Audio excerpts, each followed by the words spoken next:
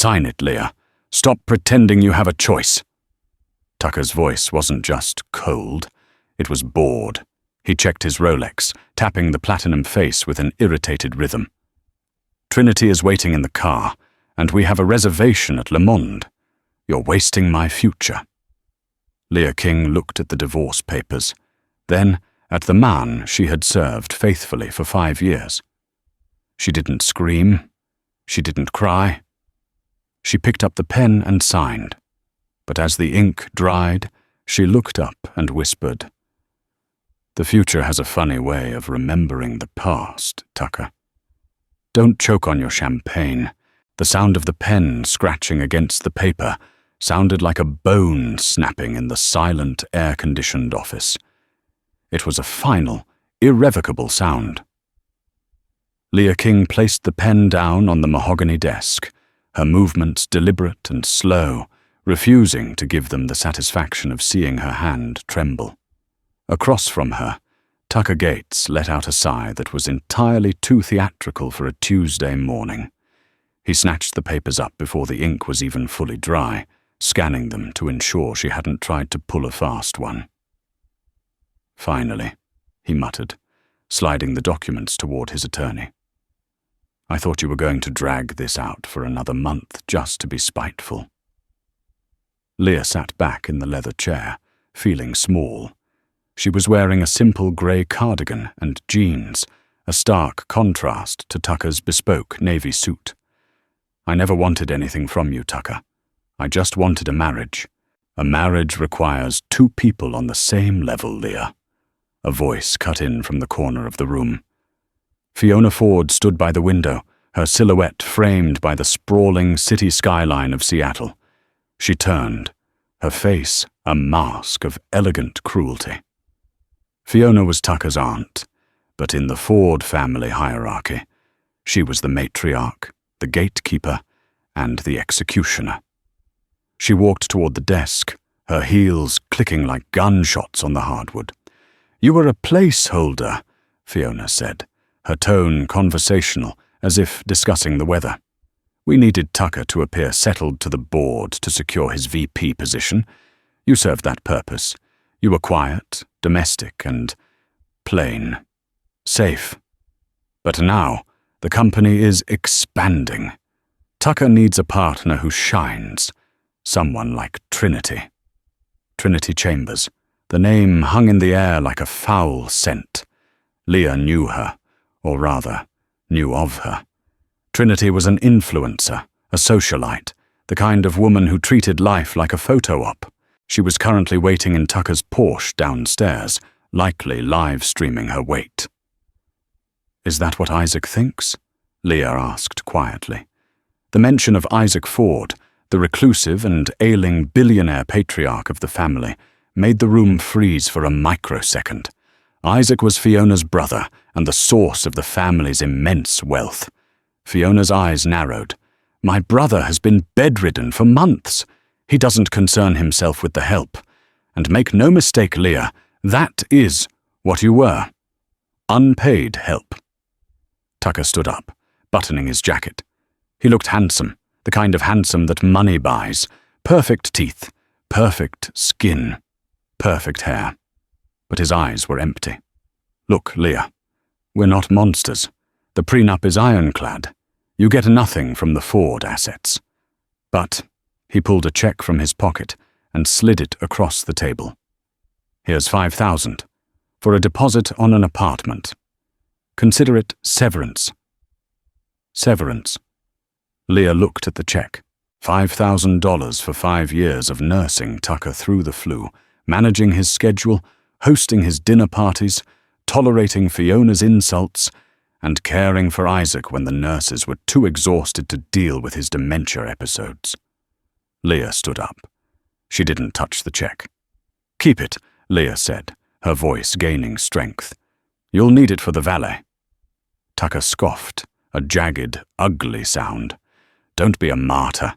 You have no degree, no job history for 5 years, and no family. You are nothing without the name Gates attached to you." "I was Leah King before I met you," she said, clutching her purse strap. And I'm Leah King again. That's enough." "Get out," Fiona snapped, waving a hand dismissively. "And don't think about going to the press. We have lawyers who will bury you so deep you'll need a coal miner's lamp to see the sun." Leah turned and walked to the heavy oak doors. She paused, her hand on the brass handle. She wanted to scream. She wanted to flip the table. She wanted to tell them about the nights she stayed up with Isaac, reading to him when his own family couldn't be bothered to visit. But she knew they wouldn't care. "Goodbye, Tucker," she said softly. "I hope she's worth it." She walked out. The elevator ride down was a blur. When the doors opened to the lobby, she saw the Porsche parked out front. The window was down. Trinity Chambers was there, oversized sunglasses on her nose, tapping furiously on her phone. She looked up, saw Leah, and smirked. A cruel, victorious twisting of red lips. She raised a Starbucks cup in a mock toast. Leah walked past the car, past the doorman who wouldn't make eye contact, and out into the grey drizzle of the city. She was 32 years old, divorced, homeless, and broke. But for the first time in 5 years, she could breathe. 6 months had passed. The transition from the velvet-lined cages of the Ford estate to a damp studio apartment in the sketchy part of town was jarring, to say the least. Leah King had learned that dignity didn't pay the electric bill. She was working 2 jobs. By day, she was a barista at a high-volume coffee shop downtown, her hands constantly smelling of roasted beans and sanitizer. By night, she stocked shelves at a grocery store. It was grueling, back-breaking work. But it was honest. Her only lifeline was Wren Noble. Wren was a friend from before the marriage, a sharp-tongued, chaotic graphic designer with a heart of gold and hair that changed color every week. Currently, it was electric blue. "You look exhausted," Wren said, sliding a plate of pasta toward Leah across her tiny kitchen table. "Eat. You're fading away." Leah managed a tired smile. "I'm okay, Wren. Really. I made rent this month with $50 to spare." "Tucker is in the tabloids again," Wren said cautiously, watching Leah's reaction. "He and Trinity are apparently hunting for a European summer home. It makes me want to vomit." "Let them," Leah said, twirling her fork. "It feels like a different life, like a movie I watched once and walked out of." "Have you heard from anyone? The old staff?" "No," Leah said. "Fiona made everyone sign NDAs. They aren't allowed to talk to me. If they do, they lose their pensions."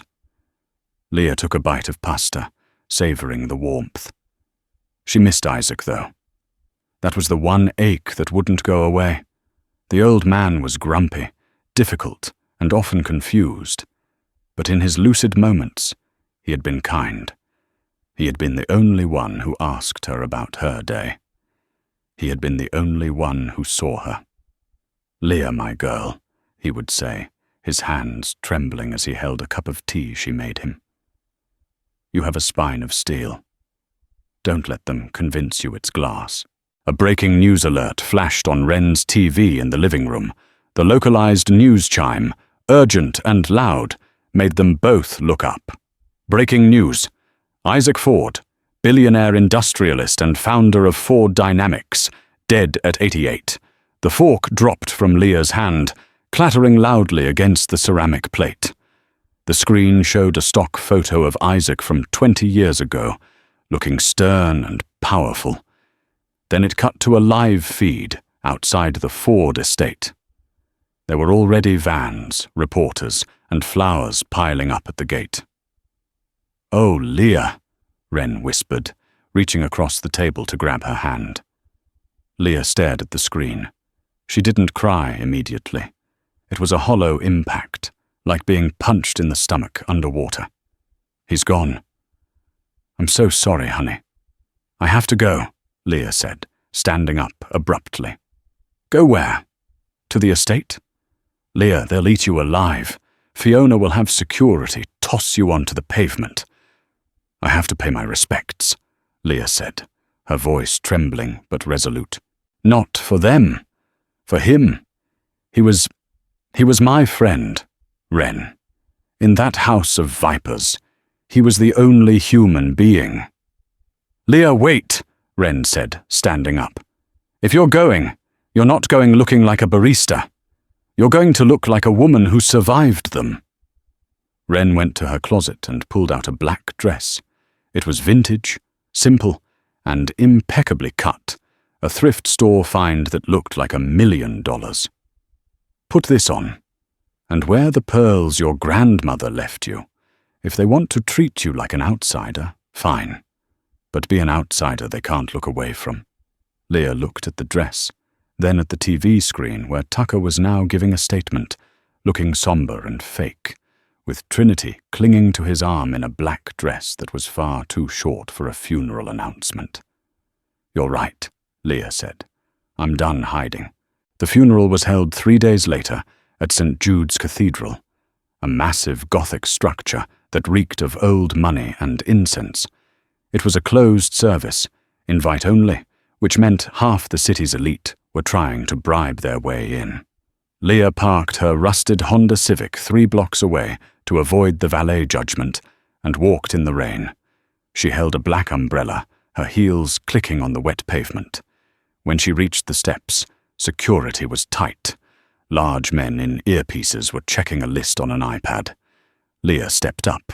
The guard, a burly man named Mike, whom she recognized from the estate, looked down at her. His eyes widened. Miss King." "Hello, Mike," she said gently. "I'm here to see Isaac." Mike looked at the list. Her name wasn't on it. Obviously. "Miss King, Mrs. Ford, Fiona. She gave strict instructions, family and approved guests only." "I was his daughter-in-law for 5 years, Mike. I cleaned his feeding tube.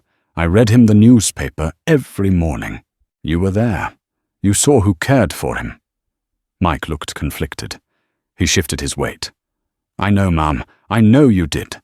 But if I let you in, I lose my job." Leah nodded, understanding. She wouldn't destroy a working man's livelihood. She turned to leave, defeat washing over her. "Let her in." The voice was deep, smooth, and commanded instant obedience. Leah turned. Walking up the steps was a man she didn't recognize instantly, but she knew the aura. He was tall, wearing a charcoal suit that cost more than her entire life's earnings. He had dark hair, sharp eyes behind wire-rimmed glasses, and he carried a leather briefcase. "Mr. Drake?" Mike stammered. "Ms. Ford said, 'I don't care what Fiona said,'" the man replied. He stepped up beside Leah, offering her his arm. "My name is Landon Drake. I am Isaac Ford's personal attorney and the executor of his estate. My instructions supersede Fiona's, and my instructions are that Ms. King is welcome." Leah looked at him, bewildered. Thank you." "Don't thank me yet," Landon murmured, as he guided her past the stunned security guard. "Just keep your head up. It's going to get ugly." They walked into the cathedral. The heavy doors closed behind them, shutting out the noise of the city. The air was cool and smelled of lilies. The pews were filled with black-clad mourners, politicians, business rivals, socialites. And in the front row, the Ford family. Fiona was wearing a veil, acting the part of the grieving sister perfectly. Tucker sat next to her, checking his phone surreptitiously. Trinity was next to him, looking bored and examining her manicure. Landon walked Leah down the center aisle. The sound of their footsteps echoed. Heads turned. Whispers started. A low hiss of gossip that spread like wildfire. Is that the ex-wife? What is she doing here? Look at her dress. Is that vintage? Who is she with? Is that the Wolf of Wall Street lawyer? They reached the front. Fiona turned around, sensing the disturbance. When she saw Leah, Her face went pale, then red with rage. She stood up, abandoning all pretense of mourning. "You!" Fiona hissed, her voice echoing slightly in the vast church. "How dare you! This is a private service." Tucker jumped up, looking panicked. "Leah, what the hell are you doing here?" "Paying my respects," Leah said, her voice steady, bolstered by Landon's presence beside her. "Get out!" Trinity sneered, leaning over the pew. "You're embarrassing yourself. You aren't family anymore." "She stays," Landon said. His voice wasn't loud, but it carried a weight that silenced the entire room. "Ms. King has every right to be here." Fiona glared at the lawyer. "You work for us, Landon. Remember that. Security." "Actually, Fiona," Landon said, adjusting his glasses, "I worked for Isaac, and now I work for the estate. You don't sign my checks yet. Now sit down so we can bury your brother with the dignity he deserves." The tension was thick enough to choke on. Fiona looked around, realizing that causing a scene in front of the senator and the mayor would be social suicide. She sat down, her body stiff with fury. Tucker shot Leah a look of pure venom. Leah took a seat in the pew directly behind them, next to Landon. Throughout the service, Leah didn't look at the Fords. She kept her eyes on the mahogany casket. She remembered Isaac's laugh. She remembered the way he would sneak chocolate when the doctors weren't looking. Tears silently tracked down her cheeks. She was the only one in the front 2 rows actually crying. When the service ended, the priest announced that the burial would be private, but the reading of the last will and testament would occur the following morning at the Ford headquarters. As the crowd began to disperse, Tucker leaned back over the pew, getting close to Leah's face.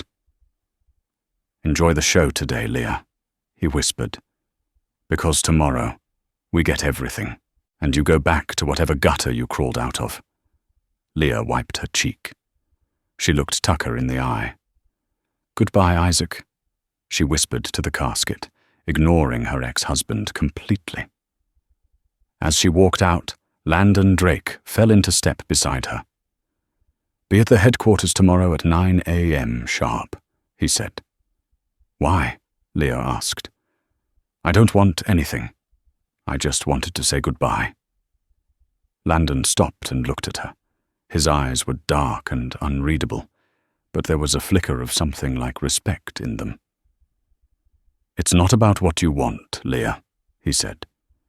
"It's about what Isaac wanted. Be there." He walked away, leaving her standing on the steps of the cathedral, the rain beginning to fall again, washing away the dust of the city, but not the feeling that a storm was coming. A storm that would tear the roof off the Ford dynasty. The Ford Dynamics headquarters was a glass monolith piercing the gray Seattle sky, a testament to industrial might and cold ambition. For Leah, stepping out of the elevator onto the executive floor felt like walking into a lion's den wearing a steak coat. She was dressed in her best professional outfit, a charcoal blazer and trousers she had bought on sale at an outlet mall. It was neat and respectable, but against the backdrop of Italian marble floors and abstract art that cost more than her childhood home, it felt woefully inadequate.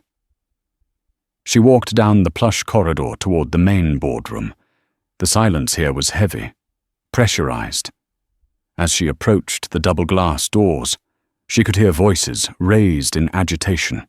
"I'm telling you, we sell the biotech division immediately," Tucker's voice rang out, arrogant and loud. "It's a money pit. We liquefy the assets, buy the island in Greece for the retreat center, and rebrand. It's what the market wants. Patience, Tucker," Fiona's voice soothed, though it carried a razor-sharp edge. "Let's get the legalities out of the way first. Landon is a stickler for protocol. We sign the papers, we toast to Isaac's memory, and then we gut the legacy projects." Leah pushed the heavy doors open. The conversation died instantly. The boardroom was cavernous. A long table made of rare black wood dominated the space, polished to a mirror shine. At the head of the table sat Landon Drake, looking like a judge presiding over a sentencing. To his right sat the Ford clan, Fiona, Tucker, and Trinity. Trinity, for some unfathomable reason, felt entitled to be there, scrolling through her phone with bored indifference. To Landon's left sat a row of somber-suited executives and minor cousins, the extras in the Ford drama. There was one empty chair. It was at the foot of the table, directly opposite Landon. Tucker looked up, his lip curling in a sneer. "You actually came," he laughed, shaking his head in mock disbelief. "I thought you'd have the sense to stay away after the funeral stunt. Looking for a handout, Leah? Or did you just come to return the keys to the guest cottage you never used?" "Sit down, Ms. King," Landon said, his voice cutting through Tucker's mockery like a scalpel. He gestured to the empty chair. Leah walked to the chair. Her legs felt heavy, but she kept her chin up. She pulled the chair out and sat. The leather was cool against her back. She felt exposed, isolated at the far end of the table, a tiny island in a sea of sharks. Trinity whispered something to Tucker, giggling behind a manicured hand. Tucker smirked. "Let's begin," Landon said. He didn't open a folder. He simply placed a single, heavy envelope on the table. It was thick, cream-colored, and sealed with red wax. Isaac Ford was a man of specific intent. He updated his last will and testament 3 weeks before his death. He was of sound mind, and this document was witnessed by 3 independent judges and filmed for verification. It is ironclad. Fiona waved a hand, her stack of diamond bracelets clinking with an expensive rattle. Yes, Landon. We know the drill. Isaac was difficult at the end. Paranoid. Skip the preamble. The estate goes to me as the surviving sibling, with executive control passing to Tucker as the heir apparent. Just give us the paperwork so we can sign. I have a lunch reservation." Landon ignored her. He picked up a silver letter opener and sliced the wax seal. The sound was crisp and loud in the silent room. "First," Landon read, his eyes scanning the document, "to my sister, Fiona Ford. I leave you the lakeside cottage in Vermont." Fiona blinked. "The cottage? That drafty shack? And?" "And," Landon continued, "a monthly stipend of $10,000. The silence that followed was deafening. "Excuse me?" Fiona stood up, her face turning a blotchy, furious purple.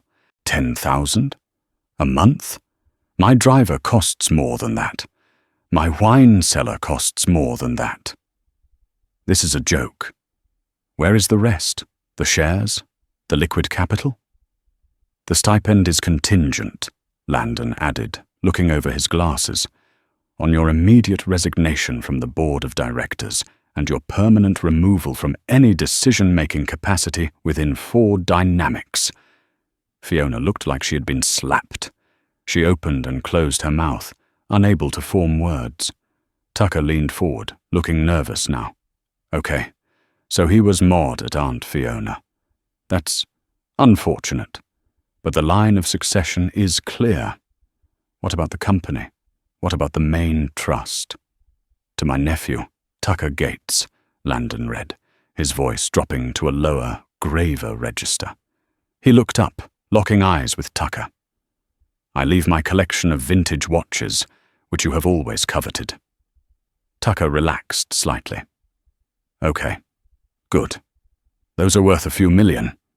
And the sum of $1. Tucker blinked.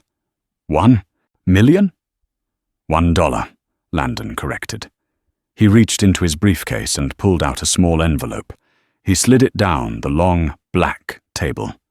It stopped right in front of Tucker. A single dollar bill. Isaac noted that since you value money above loyalty, you should start understanding its value from the bottom up. "This is insane." Tucker slammed his fist on the table, rattling the water glasses. He was senile. We'll contest this. I'm the CEO in waiting. I've spent 5 years grooming myself for this role. Who gets the company? Who gets the billions? The charity for blind cats? Trinity looked horrified, slowly scooting her chair away from Tucker as if failure was contagious.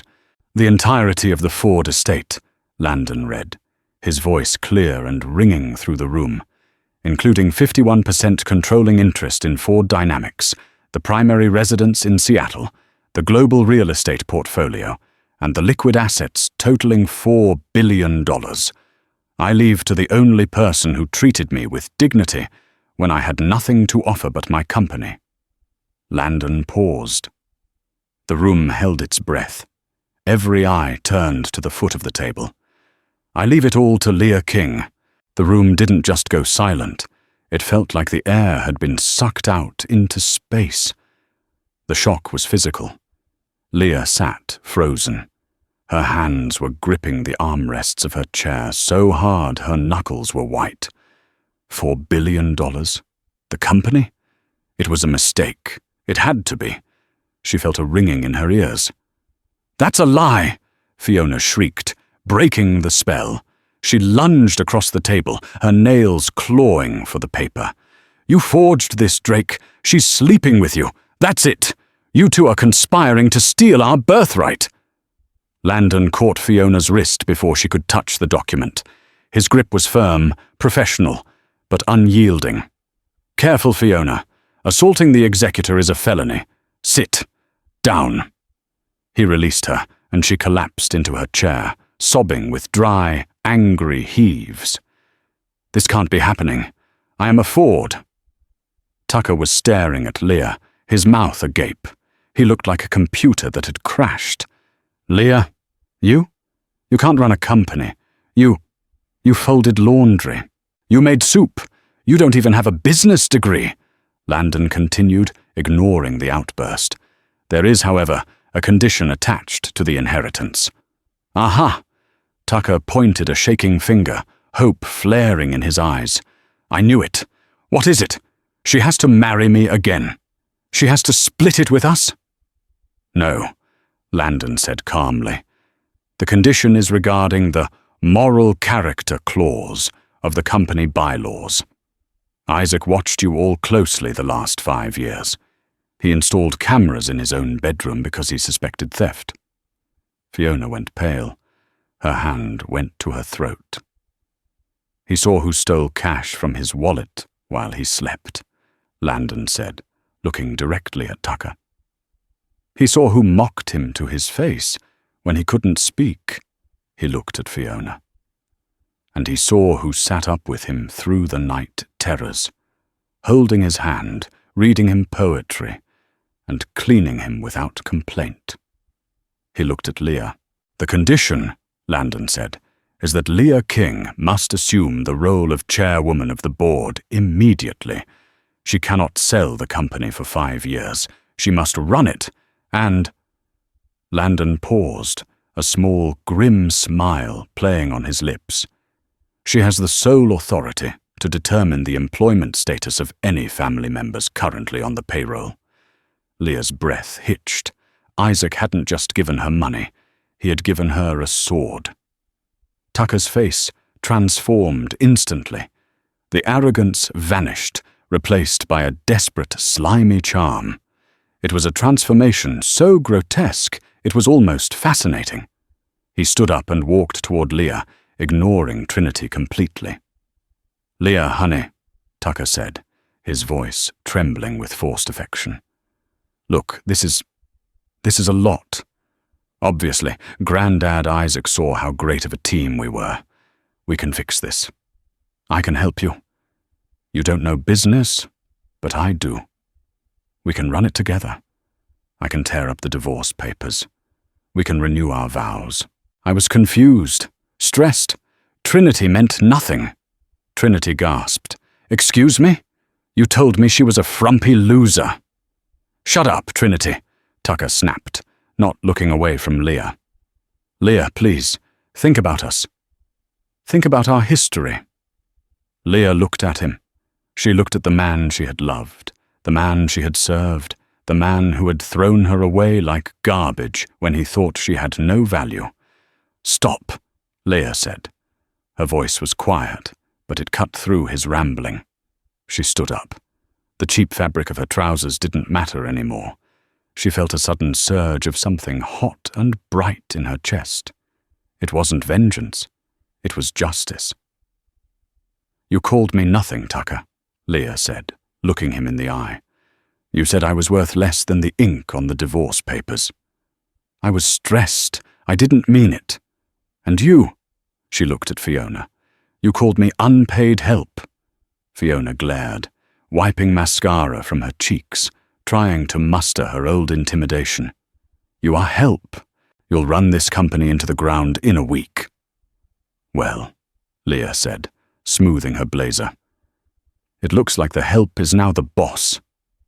She turned to Landon. "Mr. Drake, what happens if I fire them?" "Then they are removed from the building immediately by security," Landon said with deep satisfaction. "And they lose access to all company credit cards, vehicles and housing provided by the trust." "Wait!" Trinity screeched. "Tucker promised me a trip to Cabo next week, on the company jet. You can't do this." Leah looked at Trinity. "You can still go to Cabo, Trinity, but I suggest you check the prices on commercial flights. I hear economy class builds character." Leah looked back at Tucker and Fiona. They were trembling, waiting for the axe to fall. "I won't fire you today," Leah said. Hope flared in Tucker's eyes. "Thank you, Leah. I knew you were sensible. We can—" "I won't fire you," Leah interrupted, her voice hard as steel. "Because I need to audit the books first. I want to see exactly how much you've stolen from Isaac. I want to see every expense report, every business trip, every bonus you approved for yourselves while the stock dropped." Tucker swallowed hard. "Go to your offices," Leah commanded. "Do not touch a single file.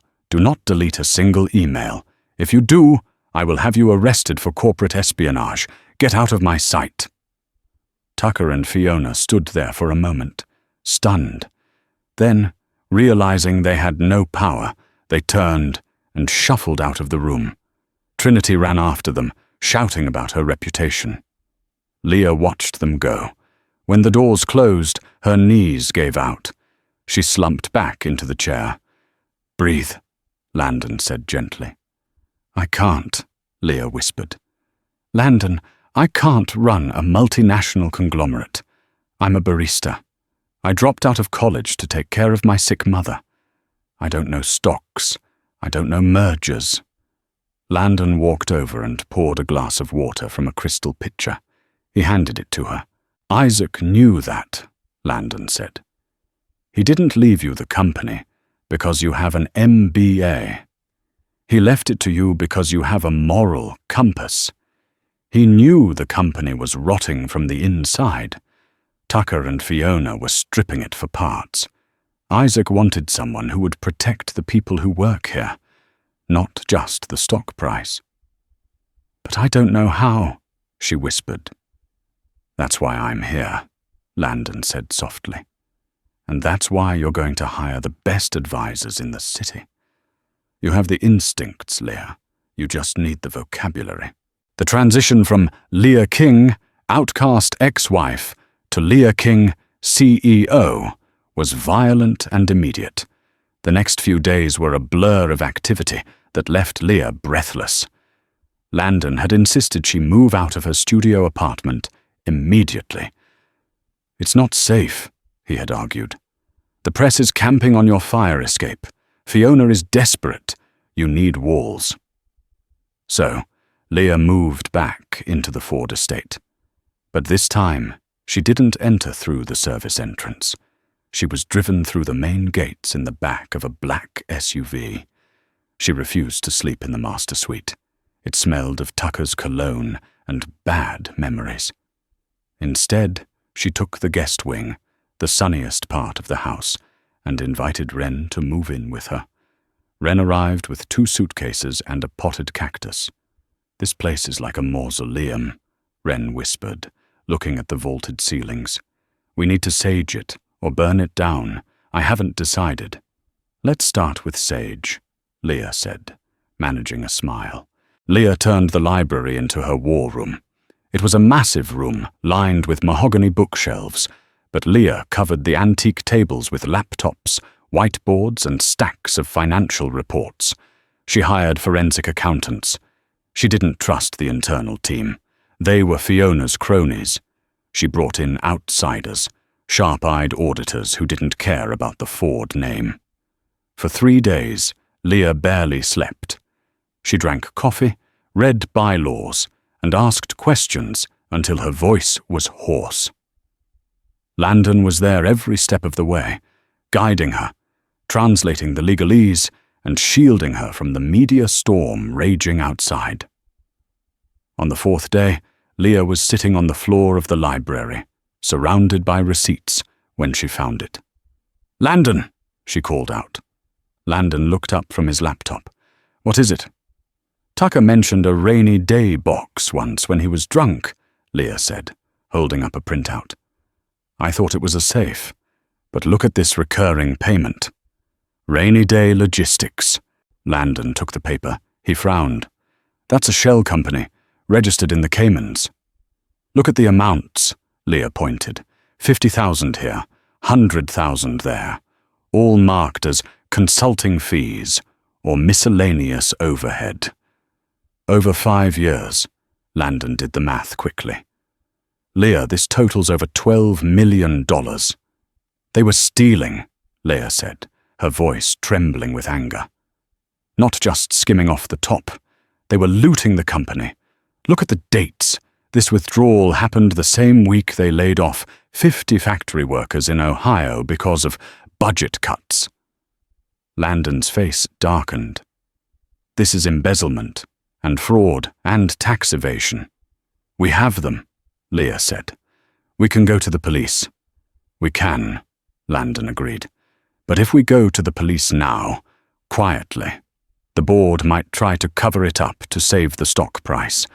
They'll let Tucker and Fiona resign with a golden parachute just to make them go away." Leah stood up. She walked to the window.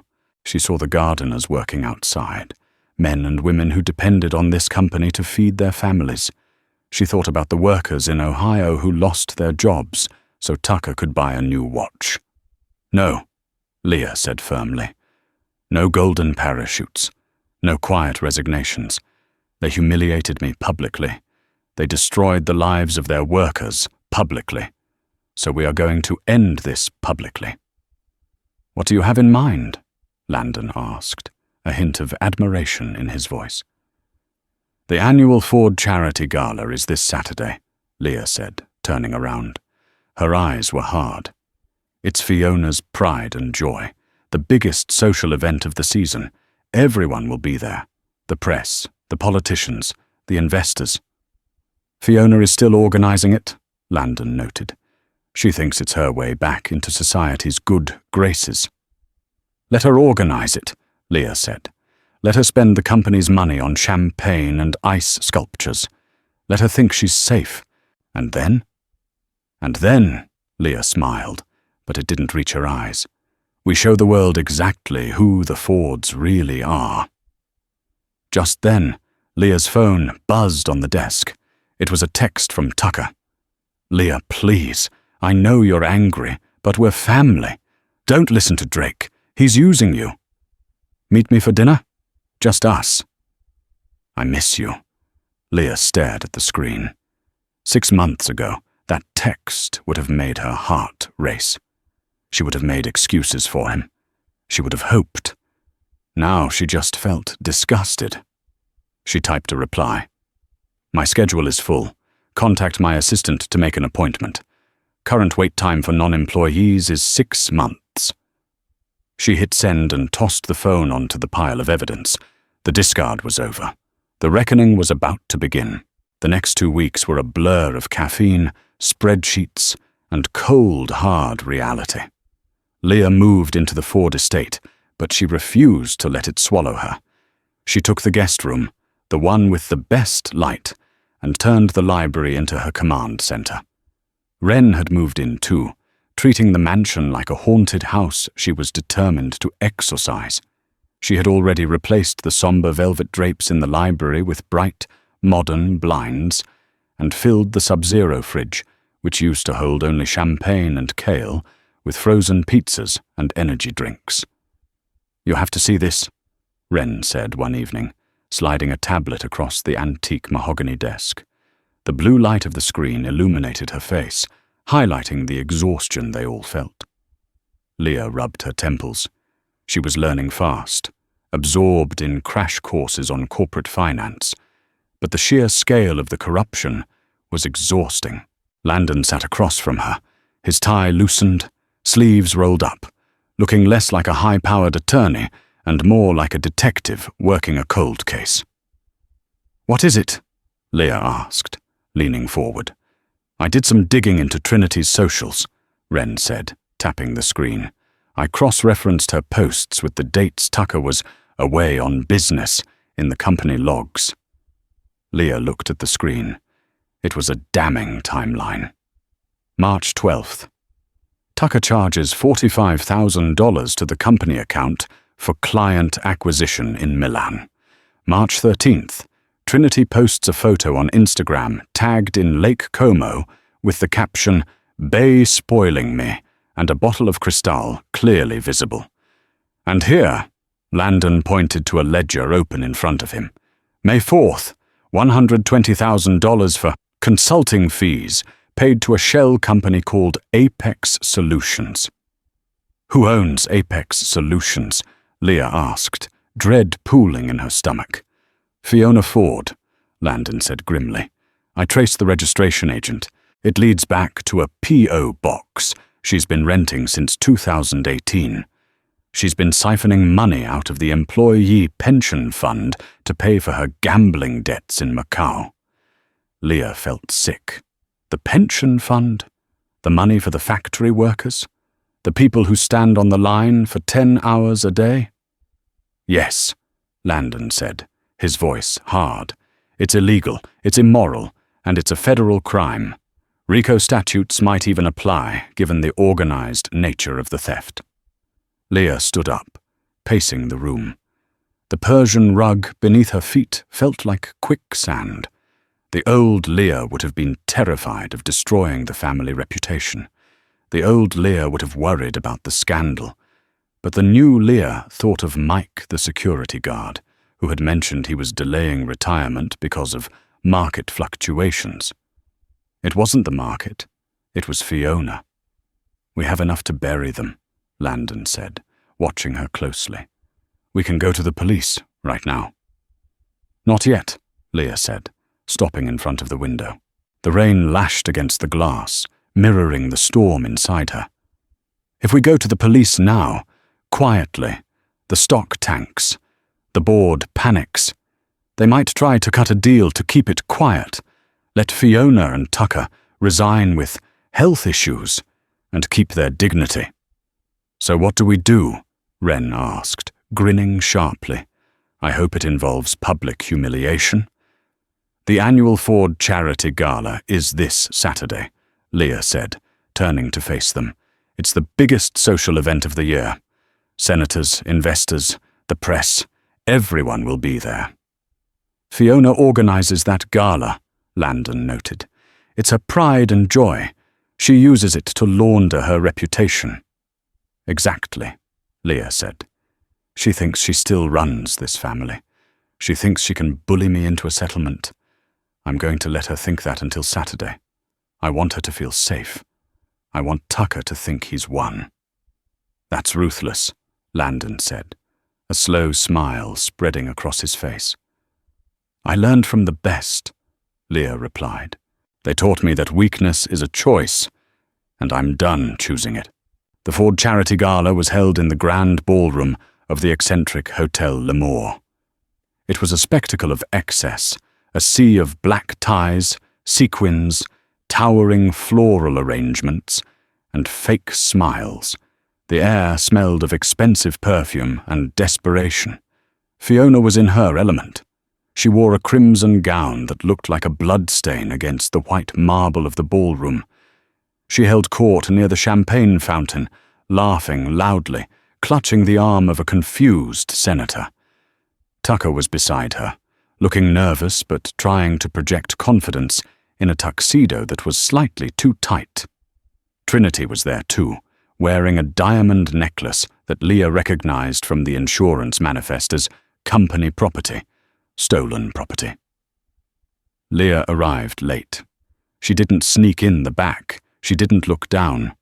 She walked through the front doors, flanked by Landon on her right and Wren on her left. Leah wore a dress of shimmering gold, structured and bold, armor made of silk. It caught the light, making her look like a flame walking into a room of shadows. Her hair was slicked back, her makeup sharp and flawless. She wasn't the grey mouse anymore. The room went quiet. The whispers started again, but this time they weren't mocking. They were fearful. Is that her? She looks dangerous. I heard she fired the CFO yesterday. Fiona marched over, her face tight with forced polite aggression. You have some nerve showing up here, Leah. This is my event. I explicitly told security. It's a Ford Dynamics event, Leah corrected calmly, her voice steady. Paid for by the company accounts, which means it's my event. Enjoy it while you can, Fiona spat, leaning in close so only Leah could hear. My lawyers are filing the competency suit on Monday. We have witnesses who will testify you're unstable. You'll be back to serving coffee by the end of the month. Actually, Leah said, raising her voice slightly so the nearby board members could hear, I wanted to talk about that. Why don't we go on stage? I have a speech prepared. What? No. You are not speaking. Leah walked past her, straight to the podium.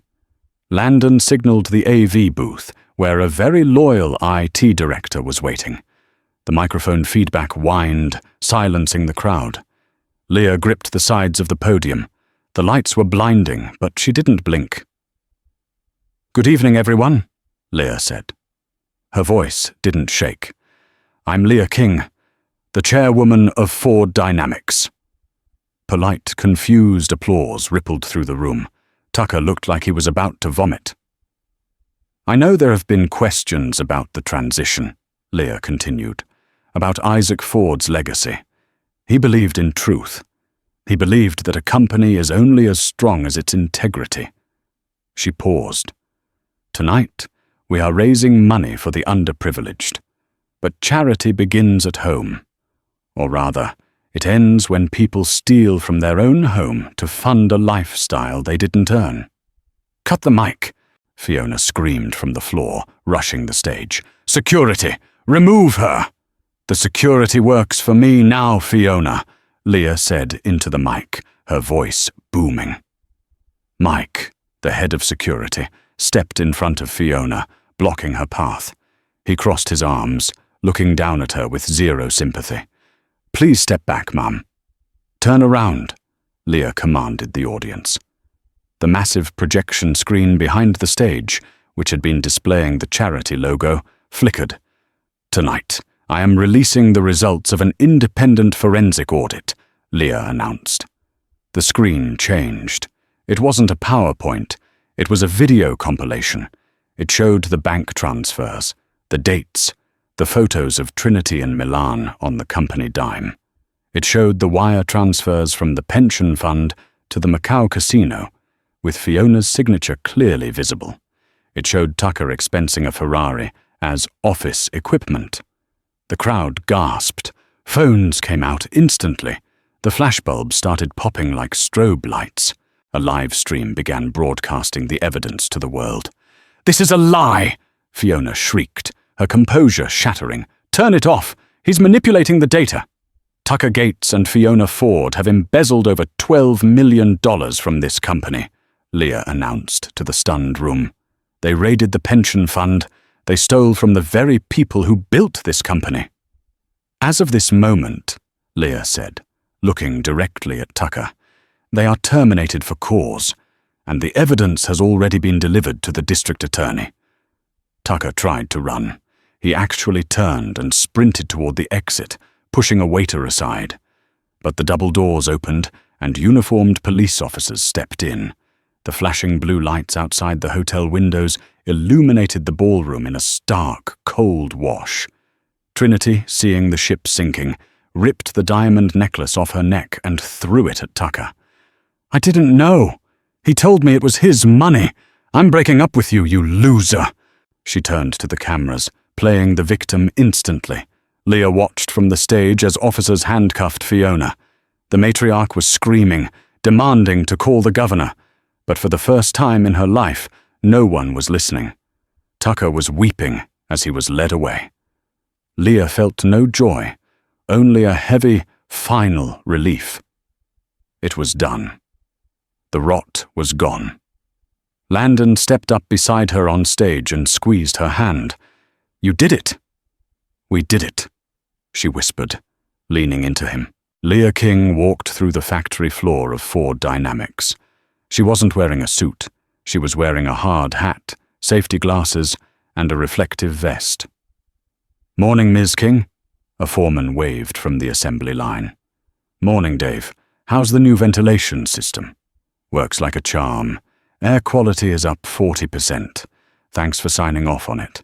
We've been asking for it for years, but Fiona always said it was too expensive." Leah smiled. Health is never too expensive. The company stock had dipped initially after the arrests. The scandal was massive. But as Leah implemented transparent policies, reinstated the pension funds, using the seized assets from Fiona and Tucker, and pivoted the company toward ethical tech, the stock had recovered and then soared to an all-time high. She wasn't the traditional CEO. She didn't golf. She didn't shout. She listened. And it turned out that was exactly what the market, and the world, wanted. Fiona was currently under house arrest, awaiting trial. She had lost her social standing, her friends, and her dignity. She spent her days in the drafty Vermont cottage, the only property she was allowed to keep, yelling at lawyers who were slowly abandoning her. Tucker had taken a plea deal. He avoided significant jail time by testifying against Fiona, claiming she manipulated him. He was ruined financially. The last Leah heard, he was working at a car rental desk at the airport, wearing a polyester uniform that didn't fit, checking out sedans for tourists who didn't know his name. Trinity had tried to pivot to a redemption arc on social media, but the internet never forgets. Her subscriber count plummeted, and she was forced to get a real job as a receptionist at a dental clinic. Leah walked back to the executive offices. The atmosphere was different now. It was lighter. People smiled. Landon was waiting for her in her office. He held 2 coffees, black for him, oat milk latte for her. They weren't just colleagues anymore. It had started with late-night strategy sessions during the audit, then dinner to celebrate the small victories, then quiet weekends at the lake house. It was slow, respectful, and real. "You have a meeting with the Japanese investors in an hour," Landon said, handing her the cup, "and Ren wants to show you the new logo designs." "I'm ready," Leah said, taking the coffee. She walked to the window, looking out at the Seattle skyline. The glass reflected her image, strong, capable, at peace. She thought about the girl who had signed the divorce papers, thinking her life was over. She thought about Isaac, dying alone in that big house until she came along. "He knew," Leah said softly. "Isaac knew I could do this, even when I didn't." "He knew you were strong," Landon corrected, stepping up behind her and wrapping his arms around her waist. He rested his chin on her shoulder. "He just gave you the keys. You're the one who drove the car out of the ditch." Leah leaned back against him, closing her eyes for a moment. She was tired, yes. The work never stopped. But she was free. She was respected. and for the first time in her life, she was loved for who she was, not what she could do for someone else. She opened her eyes and looked at her reflection. She didn't see a discard, or a placeholder, or a victim. She saw a survivor. She saw a leader. She saw a queen. "Come on," Leah said, turning around and kissing Landon on the cheek. "Let's go build something." The story of Leah King exploded on the internet. Channels dedicated to justice and karma dissected every moment of the trial, praising her composure and celebrating the downfall of the arrogant Fords. It became a modern parable. Be careful who you step on, because they might be the ground that supports you, or the earthquake that swallows you whole. If you enjoyed this story of ultimate karma and redemption, please like this video and subscribe to the channel. Turn on notifications so you never miss a story. Remember, your worth isn't defined by how others treat you, but by how you rebuild when they try to tear you down. See you in the next video.